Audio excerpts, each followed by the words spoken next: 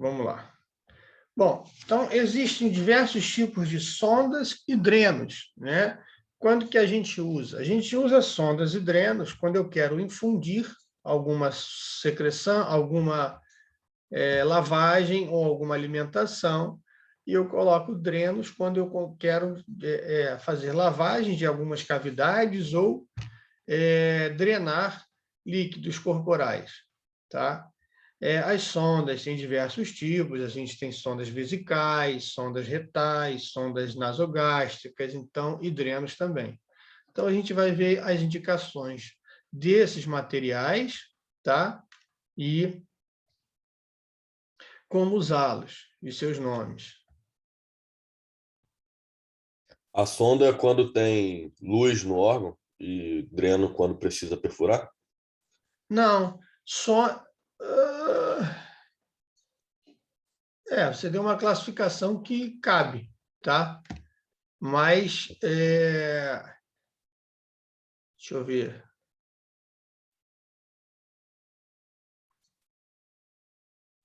Não, porque eu posso colocar um dreno, quer dizer, uma sonda para fazer, por exemplo, quando eu tenho impactação, torção, eu posso colocar uma sonda nasogástrica para tirar lá o gás do estômago, entendeu? E o órgão tem luz, então não é tanto assim, não. Vamos ver aqui, ó. Sondas cirúrgicas são utilizadas para drenar líquidos ou para instalar líquidos para uma cavidade corpórea, né? Por exemplo, eu tenho sondas de diálise peritoneal, né? Que vai infundir líquidos e drenar líquidos. Eu tenho sondas gástricas, eu tenho sondas intestinais, que vão servir para alimentação enteral e parenteral, enteral, tá? Eu tenho diversos tipos de sonda. Sonda de descompressão, sonda de aspiração e irrigação, né? Sondas para fazer lavagens. Aí algumas delas, sondas, nome, Levi, sondas gástricas de Salem, Miller, da Abbott e outras. Para administração de alimentações ou medicamento, a gente pode usar aí as sondas de Levi, Nutraflex ou Dobehoff. A gente vai ver todas elas. A gente tem também uma sonda para controle de sangramento de varizes esofagianas.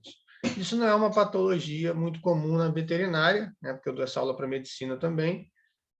Então, essas sondas, porque cachorro não faz muita varize esofagiana. Essa patologia está mais associada a pessoas que têm doenças hepáticas, né? E os cães não desenvolvem esse tipo de problema, né? E essa sonda que faz o controle de sangramento são sondas chamadas Sangstake Blackmore. Então, elas são utilizadas para o controle de sangramento. Então, algumas das sondas que a gente mais vai ver no nosso dia a dia, sondas nasogástricas, sondas orogástricas e as sondas também uretrais, né, que às vezes e sondas retais, né, que a gente usa para fazer lavagem em gato, que faz muito fecaloma por causa da alimentação. Então, as sondas, por exemplo, nasogástrica, quando é que eu não devo usar uma sonda nasogástrica? Quando a gente suspeitar de ter alguma obstrução, alguma neoplasia, né, fraturas de osso, obstruções nasofaríngeas, né? Não adianta a gente tentar passar a sonda, porque não vai passar.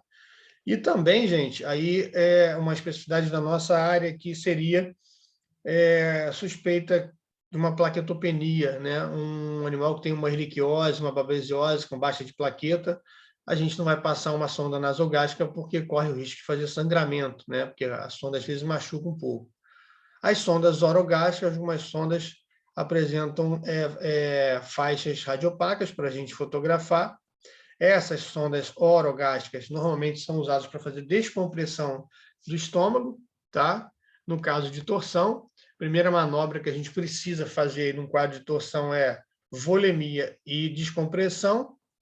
Então, a gente usa essas sondas que são sondas mais grossas e mais longas, né? Para fazer aí a descompressão gástrica. Então, a gente tem diversas sondas. Sonda Levi possui uma única luz, ela é normalmente de plástico, né, ou de borracha, com abertura localizada nas pontas, próxima à ponta. As sondas gástricas simples também são bem parecidas, tá? A maioria delas são radiopacas, tá?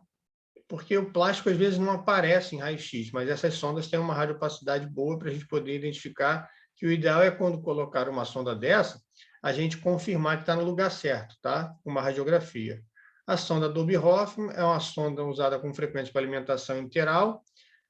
Na veterinária, a gente usa mais mesmo a sonda uretral, ou sonda retal, ou sonda gástricas que são utilizadas. Essas sondas, a sonda Dobbe-Hoffmann é uma sonda mais sofisticada, um pouquinho mais cara, é uma sonda que tem um pezinho na ponta e ela é flexível e o peso fica ali para poder ela não se deslocar e aparecer também na radiografia.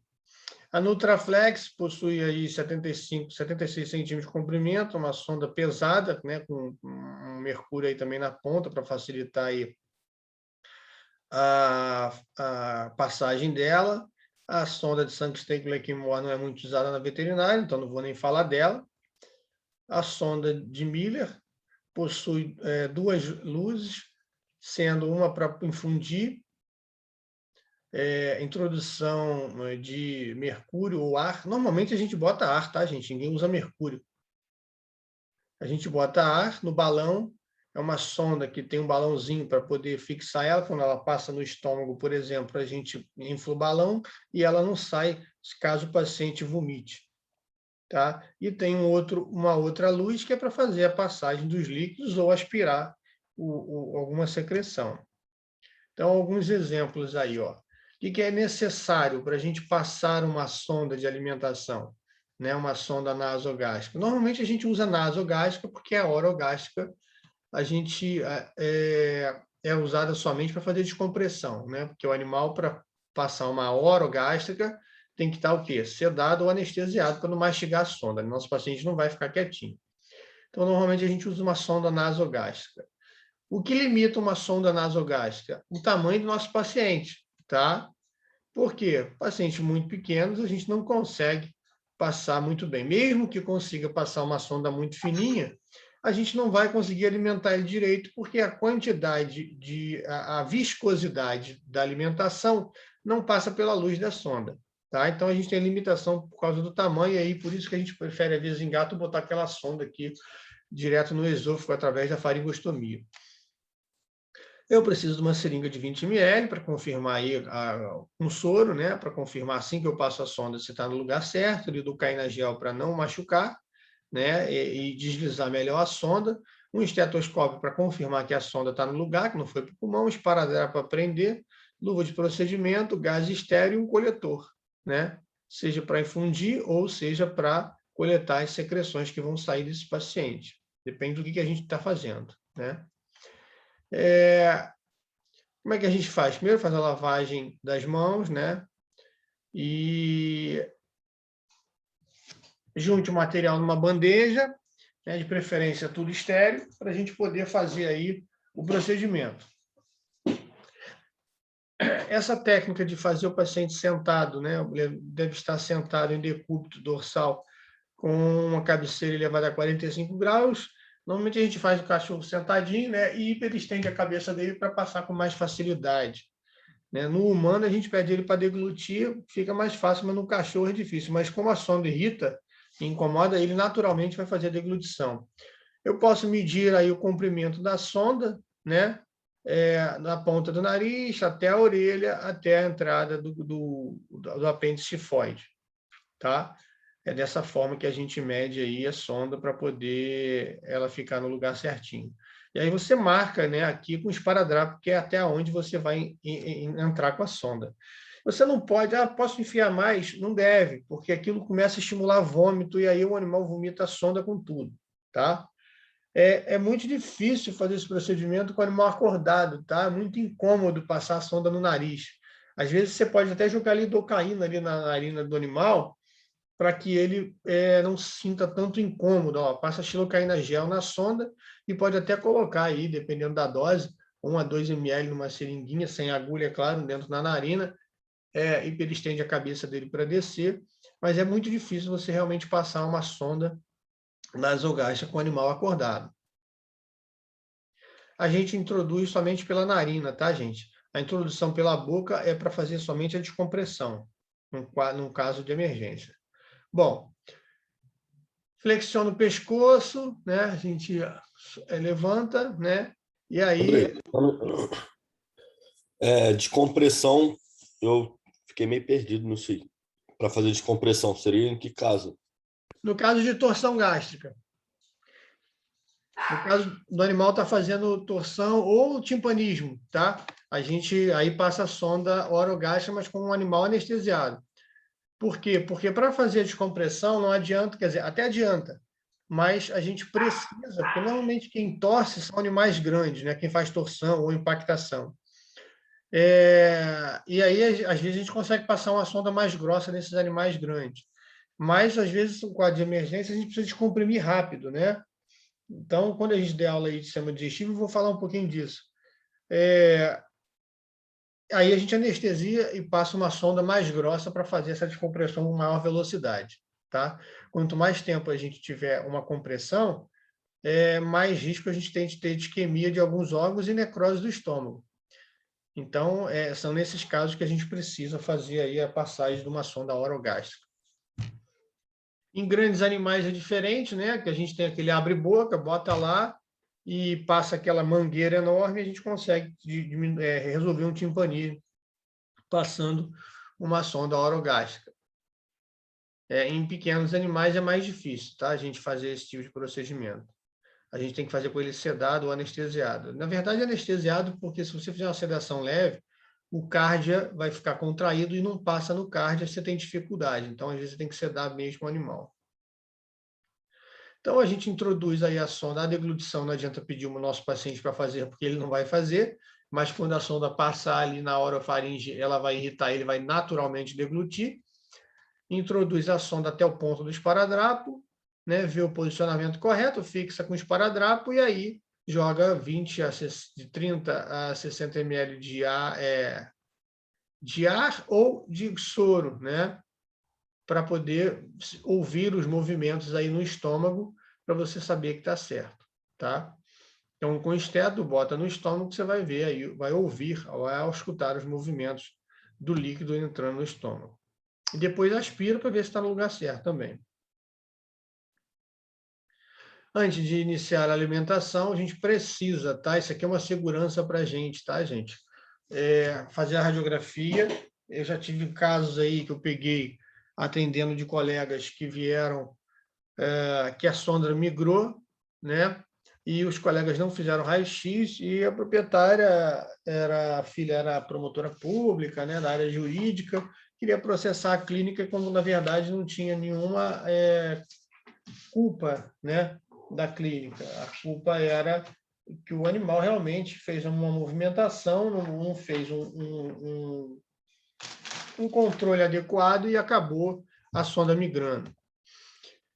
A manutenção da sonda, toda vez que a gente fizer alimentação, a gente deve lavar, não é 30 ml, esse volume é para humanos, né? Não vou fazer 30 ml num gato depois de ter feito a alimentação, porque acabo hiperestendendo o estômago com muito volume, né? A gente lava aí com 10 ml pelo menos, de preferência aí com um sorinho morno, tá?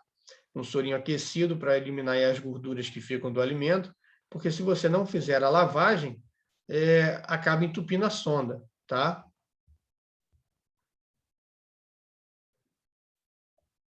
A migração que você diz é sair do esôfago para a traqueia? Ela pode sair, ela pode movimentar. Se o animal não tiver, o proprietário não tiver um cuidado, normalmente nem sai, vai para a traqueia, tá? Ela vai saindo e fica entrando no subcutâneo ou fica no esôfago. Como o cárdia fica fechado, o animal acaba vomitando. Então, isso dá complicação. É exatamente isso. Mas é difícil de entrar na traqueia, tá, gente? Porque pelo nosso reflexo, quando bate alguma coisa lá, a gente tosse logo, então expulsa, né? Então é difícil entrar para a traqueia. Entendi. Não sabia que tinha migração. Tem. Principalmente quando você não fixa ela muito bem, o animal é muito agitado na internação, e se você botar um sistema, às vezes o animal fica andando para um lado e para o outro e vai puxando, né? Eu gosto muito dessa sonda, a sonda Dobhoff. É uma sonda que tem uma parte metálica na ponta, e ela fica, é um peso, né? Então ela fica mais no estômago. A outra sonda que a gente normalmente usa para gato é a sonda. Deixa eu ver se tem ela aqui. Essa aqui é a Foley, tá? A gente vai falar dela. Então, essa sonda do Dobhoff, eu gosto muito dela porque ela é de fácil. Só que ela passa mais fácil por causa desse pezinho. Só que ela é mais grossa na ponta, então tem a limitação de tamanho, às vezes a gente não consegue, tá? Essa sonda é uma sonda ótima para fazer alimentação. Eu, às vezes, até prefiro botar ela numa faringostomia, que é a passagem mais fácil, do que passar a sonda de Foley, que é uma sonda mais molenga, né? Mas essas sondas são sondas basicamente para fazer alimentação, tá? Essa sonda aqui a gente vai passar direto, que é a sonda Sangstake Blackmore. Ela tem 3 vias, né? Ela fica aqui, ó, na parte do estômago, aí o cardia fica aqui, no esôfago para conter sangramento, tá? Mas cachorro não tem esse tipo de patologia. Então é assim que ela fica, tá vendo? Ela fica uma parte no estômago, uma parte aqui no esôfago. E aí a gente... Como é que a gente coloca essa sonda? Só de curiosidade. Você coloca ela, né? Ó, colocou ela para o nasogástrico, uma sonda fina, vai passando, você coloca e vai enfiando tudo. Então, você faz aquela marcação, e aí você enche o balão que fica no estômago. E aí você puxa. Quando puxar, ela vai ficar presa e você enche o balão do estômago. Tá? É assim que coloca ela. Essa sonda aí também serve para alimentação gástrica, tá? Ou jejum. A gente faz uma gastro. Vamos começar a usar o nome, né? Para vocês entenderem, uma gastrostomia, tá? Ou uma jejunostomia. Eu tenho a sonda de Foley, que é uma sonda de 2 vias, uma via para alimentação e a outra para encher o balão da ponta, aqui tem um balãozinho que fica cheio igual essa sonda aqui, ó. É uma sonda de silicone, molinha, tá? E essa sonda fica lá sem machucar, sem irritar, a gente coloca lá dentro do estômago e enche o balão para ela não sair. Essa sonda aqui é uma sonda que é colocada por via endoscópica para fazer alimentação gástrica, tá? Então, a gente coloca a sonda no estômago e vai fazer alimentação gástrica. Isso é usado para quando tem aí o caso de megaesôfago, por exemplo, que o animal já passou por todas as tentativas de alimentação por uma via, né? Plano alto, líquido, pastosa, e não dá certo, o animal broncoaspira, porque o esôfago está muito dilatado. Aí o melhor tratamento para esse tipo de patologia é a colocação da sonda gástrica, que é uma sonda de longa duração, que é essa aqui, tá? Essa aqui é a sonda de curta duração, é a sonda de Foley.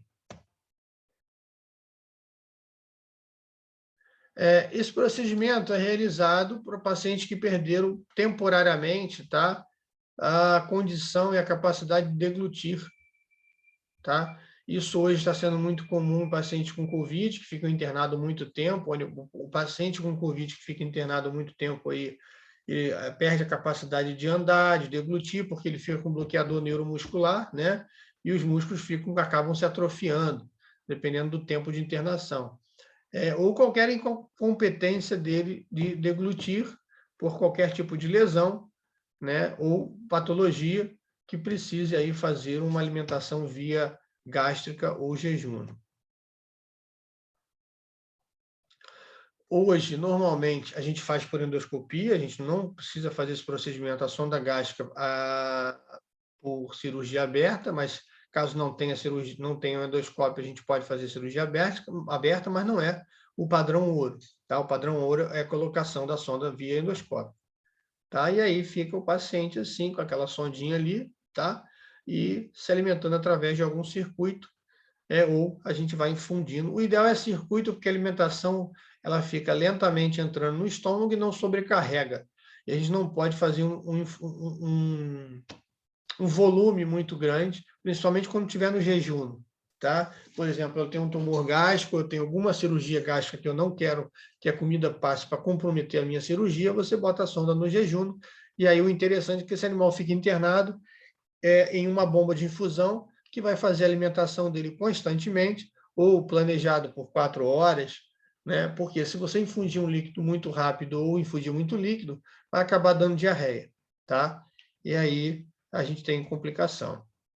Cirurgicamente, a técnica para colocar é essa aqui, né? A gente coloca, passa pela pele, faz 2 suturas em bolsa de tabaco, faz uma incisão, coloca a sonda, enche o balão e sutura essa parte do estômago junto ao peritônio e está colocada a nossa sonda. Fecha as bolsas de tabaco para evitar o vazamento e aí está colocado.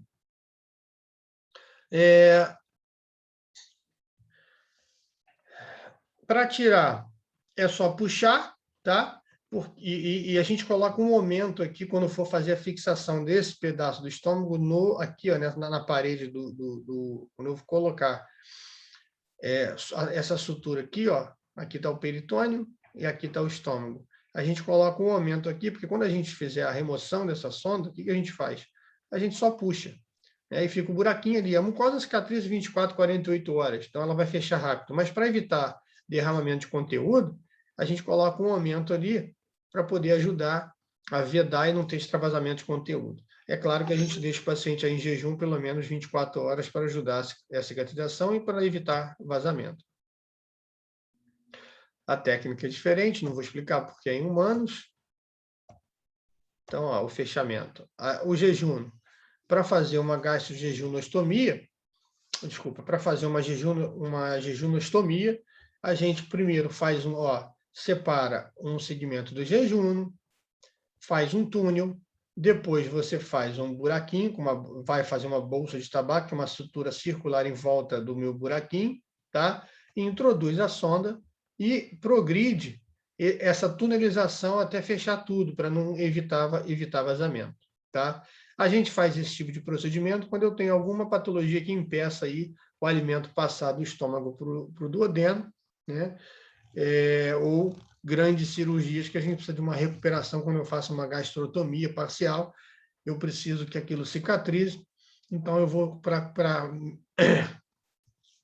evitar que a minha sutura seja comprometida com a passagem de alimento e contaminação, a gente pode fazer aí a jejunostomia. Existem outros tipos de sonda, tá? Essa sonda em T não é usada muito na veterinária, mas é uma sonda para desobstruir vias biliares, tá? Eu estou até com um caso para a gente fazer, mas o proprietário se recusa. É uma obstrução de ducto biliar. Você abre o ducto biliar, coloca ali dentro, tá? E fica drenando a bile para fora até você conseguir desobstruir com um tratamento clínico, por exemplo, tá? Sonda de colestectomia, né? A gente pode colocar uma sonda também aí no colédoco, na vesícula biliar, tá? Para resolver temporariamente, porque esses animais, quando obstruem às vezes por causa de pancreatite ou por migrações de cálculo, que também fazem um quadro de pancreatite. O ducto colédoco, o ducto comum, né? O colédoco, ele se desemboca no duodeno junto com o ducto pancreático. Então, se eu obstruir na papila duodenal ou no esfíncter de Oddi, ele vai causar uma pancreatite. Então, os animais, às vezes, estão num estado muito debilitado. Então, para a vesícula não romper, o que a gente faz? Daqui a pouco eu vou compartilhar uma imagem com vocês. A gente coloca um dreno, né, até esse animal se recuperar, para a gente ter condições de resolver a patologia principal. A gente pode colocar aí também no seco, tá?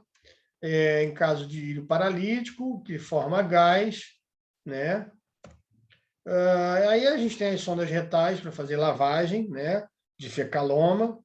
Gato é muito comum fazer isso, né? Cachorro é menos frequente, mas a gente só passa a sonda com lubrificante e aí pode fazer a lavagem com soro morno para poder umedecer aquelas fezes e a gente fazer a remoção daquele fecaloma. procedimento aí é um pouquinho diferente, né, em relação à quantidade por exemplo, 10 centímetros, volume, mas normalmente a gente utiliza o procedimento as mesmas coisas, mas só os volumes que são um pouco diferentes, porque o nosso paciente é bem menorzinho, né? A gente pode lavar também aí com soluções de enema, né, que tracionam o líquido para dentro também do intestino, para aumentar aí a umidificação desses fecalomas. Aí a gente tem as sondas torácicas, né? Aí a gente está falando de drenos, né? As sondas torácicas, na verdade, são chamadas de sondas, porém, são utilizadas para drenar, tá? Dreno torácico consiste num tubo flexível, com vários buraquinhos, né?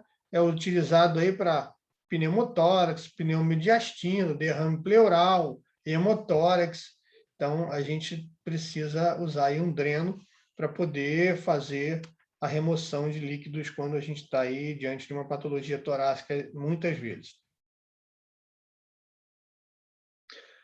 Os drenos torácicos eles são colocados obrigatoriamente a cada abertura de tórax para restabelecer, né, a pressão negativa. A gente sabe que o tórax funciona com pressão negativa, né? A drenagem torácica, a gente, segundo a TLS, a gente coloca entre a quinta ou quarto espaço intercostal, tá? Tudo asséptico, tá? Tudo fechado. Esse dreno é sobre um selo d'água, vou mostrar para vocês, embora eu prefira o dreno sanfonado, vou mostrar também. A referência muda, né? A gente não usa a linha média axilar, mas eu vou mostrar para vocês como é que a gente pode fazer em campo. A gente faz um furo com bisturi e entra com uma pinça na musculatura e perfura aí o intercostal, tá? Com o paciente anestesiado é fácil, mas a gente pode ser que precise fazer uma anestesia local e dá para fazer com um paciente acordado, tá? E aí você entra, né, e vai colocar o dreno torácico ali com a pinça, né? Você pinça ele e vai empurrar o dreno em direção cranial. E aí o paciente fica com esse selo d'água para drenar o que for preciso ou restabelecer uma pressão negativa no caso do pneumotórax. Fazer o raio-x para confirmar o posicionamento do dreno, e aí eu vou mostrar o selo d'água agora para vocês, já já. A gente tem também as sondas urinárias, sonda de alívio, né? A sonda de Foley, normalmente sonda de Foley é só para fêmea, gato a gente não consegue passar essa sonda de Foley, e para macho a gente usa a sonda urinária, né? As sondas uretrais, tá? Tem diversos tamanhos, e aí vai ser de acordo com o tamanho do nosso paciente. Ela começa com o menor tamanho, número 4, tá? Sonda de Foley é muito difícil passar, macho não passa por causa do osso peniano, tá? Só fêmea, a Foley mais fininha que tiver. E aí o importante é a gente ter também um coletor de urina, tá? Um sistema, pode ser um soro vazio. O importante é ter um sistema fechado para evitar contaminação. Eu não devo passar uma sonda, deixar aberta e o cachorro no canil vazando urina. Vai sujar tudo e vai contaminar, né? Vai acabar levando uma infecção urinária para a bexiga. Então, eu devo utilizar um sistema fechado, tá? Na veterinária, a gente usa muito um frasco de soro vazio com equipo, e esse equipo é acoplado aqui na ponta da sonda, tá? Não tem muito mistério. Então, a gente tem o catéter vesical também, tá? Quando a gente tem obstrução, por exemplo, animal gato que faz muita obstrução urinária, quando a gente não consegue resolver, você pode passar um catéter de alívio, tá? E aí esperar um pouco para poder resolver o problema, estabilizar, porque quando isso ocorre, o que logo acontece? Obstrução de vias urinárias inferiores acabam levando sobrecarga no rim, o rim diminui a filtração e acaba levando os compostos nitrogenados, levando o animal a uma uremia. Então, a gente precisa, às vezes, estabilizar esse paciente, botando uma sonda de alívio, uma sonda vesical, e aí a gente pode estabilizar o paciente.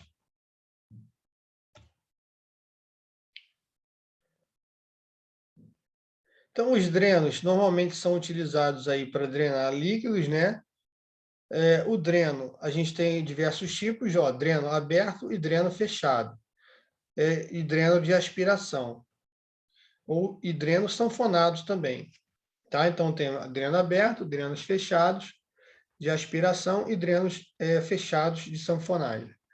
Esses tipos de dreno são usados aí para cavidades, tá? Torácicas e abdominais, quando a gente precisa ficar infundindo líquido e fazendo lavagem ou até mesmo drenando secreções, ou sangue, ou o que tiver na cavidade, tá?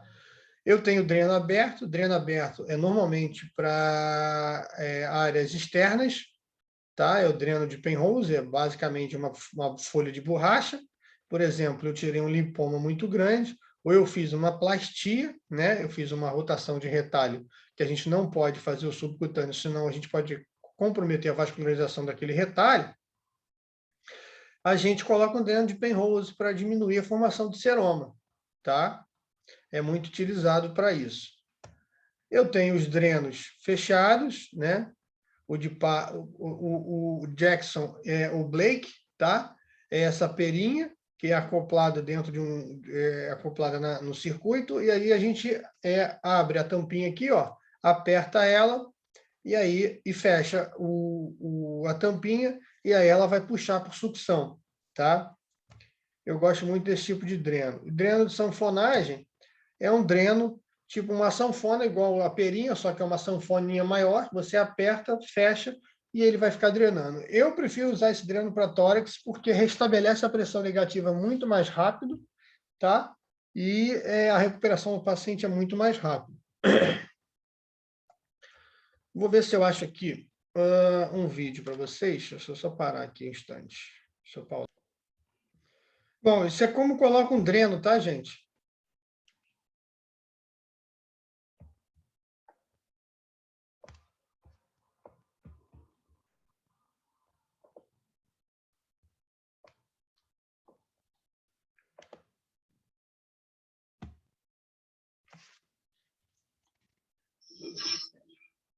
chest tube is to identify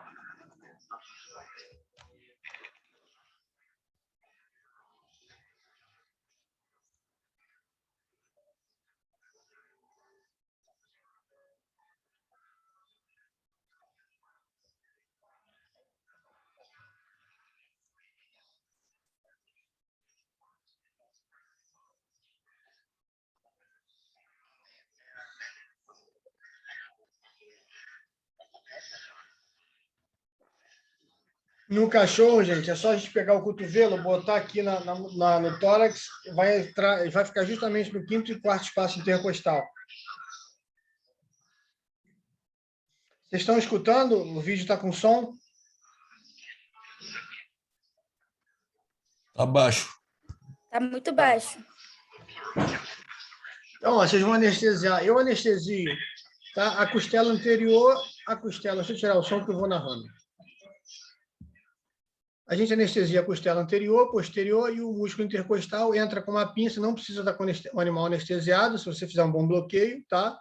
Abre ali o músculo intercostal. Tem que ser rente à costela caudal, tá? Porque o feixe vascular passa na costela cranial, então a gente tem que evitar. Bem rente aqui, tá vendo? Olha aqui, ó. Os vasos e nervos passam aqui embaixo, ó. Então tem que evitar isso aqui. Então a gente sempre passa na borda da costela caudal, tá? Entra com uma pinça, ó. Perfura, tá? Com uma pinça e abre, né? Abre para distender melhor e aí para você poder passar depois o seu dreno e vem com a pinça aberta, tá? Então, ó, a gente pode colocar o dedo para poder ver se não tem nenhuma aderência, tá? Depende do tamanho do paciente, né, gente? Porque às vezes a gente não consegue passar o dedo, porque é muito pequenininho, mas o ideal é que a gente faça esse procedimento. Anestesia no periósteo mesmo, na borda anterior e da posterior e no músculo, tá? Sempre calculando a dose tóxica é 7 miligramas por quilo, né? 1 ml de lidocaína tem. Aí, ó, é importante a gente fechar, tá? Para quando a gente colocar o dreno, não entrar mais ar ainda para dentro do tórax. Então, ó, deixa uma pontinha da pinça, tá? E vai passar, ó, passa lateralmente, tá? E entra. E aí empurra em direção cranial, tá? Ó, anestesia aborda a costela no periósteo superior e inferior, tá? E o músculo intercostal. Certifique sempre que o dreno está em posição cranial. Você tem que enfiar o dreno até terminar aquelas bolinhas, tá? A gente percebe que tá no lugar certo, né? Quando a gente vê a passagem de vaporização do ar passando ali dentro ou da secreção que a gente quer drenar, tá? Então, eu estou ensinando isso para vocês porque não tem muito mistério. Eu vou falar isso na parte torácica, porque não tem muito mistério a gente passar um dreno. Às vezes já fui chamado para passar dreno em pacientes que estavam esperando o anestesista porque tinha que anestesiar o animal. Não precisa anestesiar o animal, tá? A gente pode fazer a passagem de um dreno com anestesia local. Andrei, você pode mostrar o vídeo de novo? Posso. Lá na parte assim que faz a incisão. Tá. Não, do início. Não, eu acho que, peraí. Não são os vídeos.